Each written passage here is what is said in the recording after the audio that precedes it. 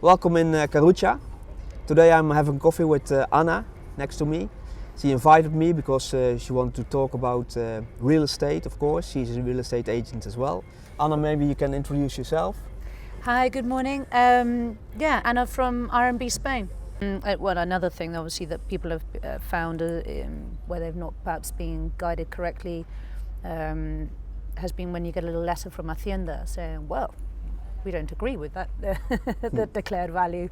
Here's a little extra that we'd like you to pay. Of course, yeah. Yeah, these are all things, again, that people need to be aware of, guided correctly. If you buy a cheap property. Again, look at your video, you know, how to get a good solicitor. Yeah. Yep. don't use the solicitor that the agent says. No?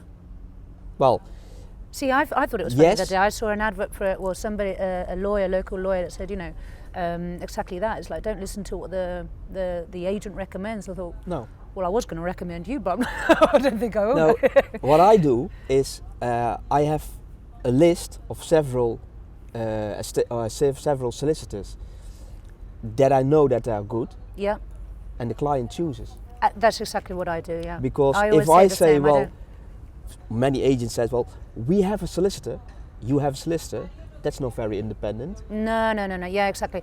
I always say, listen, I've got, I use various lawyers, physically in different locations. You know, I work very well with them, so that which helps obviously the process along as well.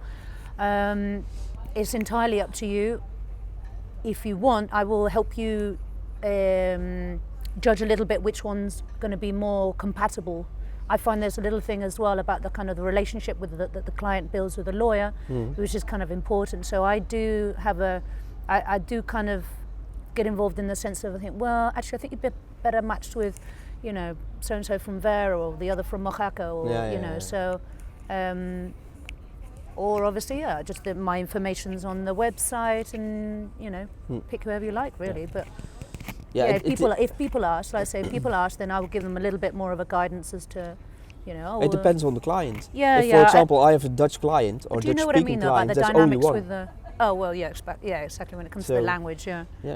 But you know what I mean, though, yeah, obviously it's just a little bit on, and another thing, though, as well, again, how involved I get in that side of things, how much they want me, because like I said, sometimes a little bit, whether they feel that you're trying to get in, I don't know, control it all a bit too much. Some people are a bit more nervous, aren't they? You say, well, hey, you know, choose who you like, or your friend recommended so-and-so, I agree, they're very good, go with that, you know. Otherwise, if they're Anna, whoever you say, we'll go with that, fantastic. What I'll also do is actually check with those lawyers that how available they are, because I find sometimes if they're too busy. I'm like, no, I need you to jump when I call. My people don't wait around. But you know, it's a little bit.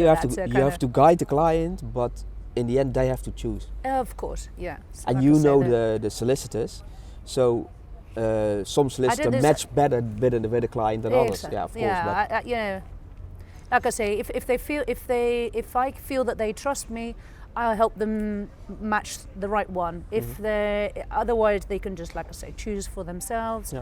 However they prefer to go about it. The same, I suppose, applies to, well, other services as well. When it comes to architects, even as well, I found that, you know, I have really 3 main architects, and I would recommend a little bit on whether what they're building, if they're building, or if they're looking to maybe renovate, extensions, or, you know, certificates and all these things. Different ones work differently. So of course, so architects as well is quite an important element. Currencies, I don't know, how do you work with currencies? I work only with one currency company, but I found that most people who are, for example, from the UK, buying a property here, they already work with the currency agency. Tend to, don't they, now, more so nowadays? Well, I suggest, if they would like to make an appointment to compare, but it's up to them. Yeah, I don't push I always say them with those things, it's just good to compare. Again, here's the information, and yeah, you know, I say if it helps, and I can pop them an email, they'll contact you, or just here's the details. You know, yeah. it's a little bit again. It's hard sometimes because you think, well, I don't want to be too overpowering, and people think that I'm trying to, or like I'm trying to get. Not, you know, commissions out of these things. It's like it's not about that. It's, for me, it's about having, like I say, a lawyer who's going to work well with me to help things go smoothly.